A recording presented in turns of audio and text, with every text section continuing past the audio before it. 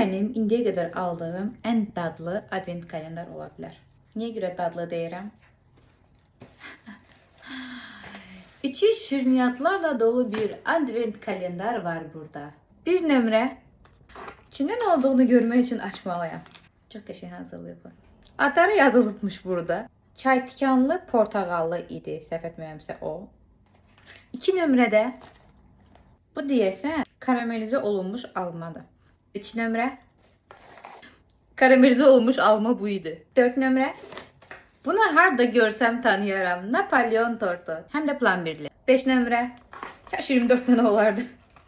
Ancaq o qədər saxlamaq olmaz. Ona görə 5 dənədir bəsdir. Bu profiteroldur. Aşağısında da var şokoladlı sosu ilə.